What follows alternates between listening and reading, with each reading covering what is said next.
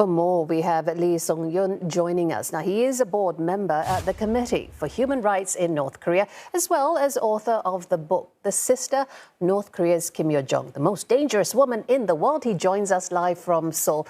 Now, when you hear reports that Mr. Kim is reducing visits to the family mausoleum, suggesting that he may be attempting to solidify a standalone leadership, how different do you think the path Kim Jong Un is taking from his predecessors? Well, it's about time, as you observed. It's been 13 years or more since he assumed power in the wake of his father's death in mid-December 2011, when he was not even 28 years old. He was about a month shy of turning 28. So he was the world's youngest top leader back then. But now he's 41, not very old, but still not very young either. And on the nuclear front, by the grim metrics of nuclearization and oppression of his own people, his legacy is quite formidable. Now, the nuclear weapons development program was started by the state founder, his grandfather, in the 60s and 70s with modest progress.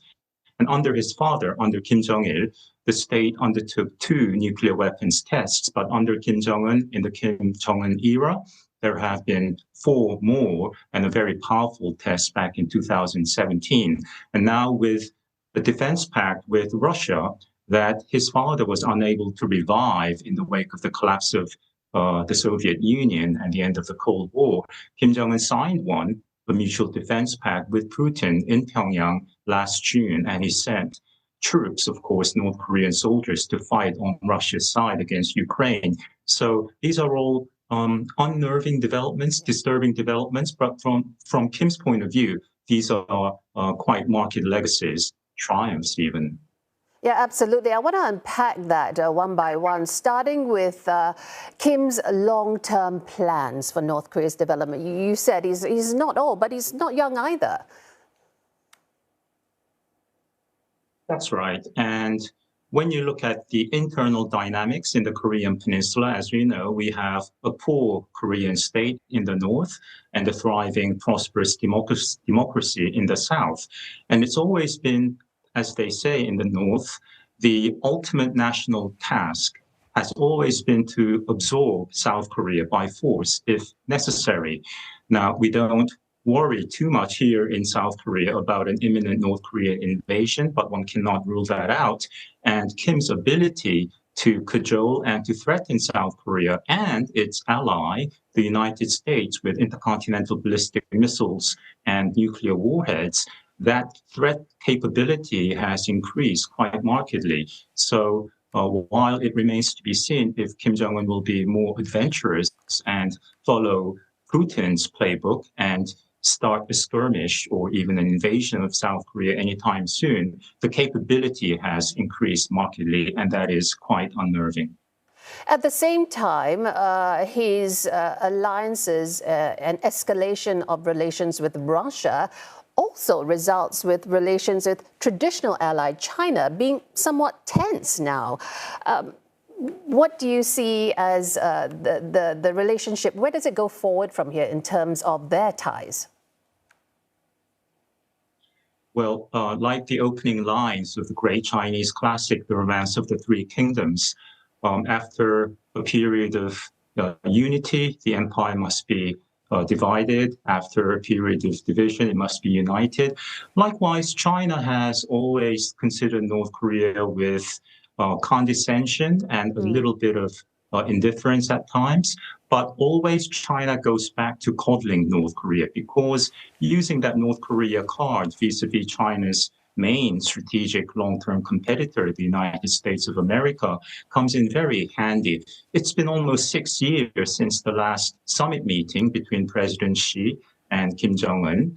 And that means, I think, that China is probably on the side of inviting Kim Jong-un to visit Beijing again, as it has in the past. The last visit by Kim to Beijing was on his birthday in January 2019. So that's what China does. China does not cut off North Korea, even when it's cross with North Korea. So where does this all leave relations with South Korea? How do you see Kim managing tensions on the Korean peninsula moving forward? Well, going back to the defense pact with Putin that Kim signed last year, Article 4 states quite clearly that if either party is put in a state of war by an invasion by an individual state or several states, the other will provide military and other assistance with all means in its possession without delay. It cannot be any clearer. This is an automatic intervention treaty, as North Korea had with the Soviet Union, signed one in 1961, and also with China, which is still in force. So what that means is Putin legally is obliged to provide manpower and firepower and diplomatic support in the event Kim does something against South Korea. So that is a reality that is quite Do you feel there is any hope for diplomacy before we reach military options? Is there any reason for hope on that front, given that South Korea's presidential frontrunner, Lee Jae-myung, signals a return to diplomacy of sorts? Yes, but for North Korea mostly, if not only, because over the past 35 years of nuclear diplomacy, what has the United States and its allies, South Korea, Japan, European Union, and so on, what have they gained while North Korea has built the bomb?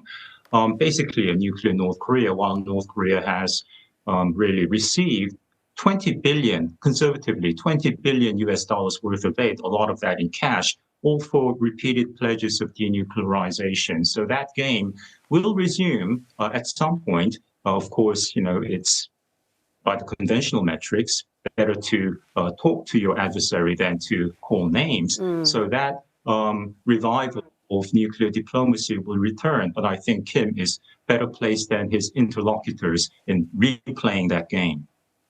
Understand. Well, we leave it there for now, but thank you so much, Lee Sung-yoon from the Committee for Human Rights in North Korea.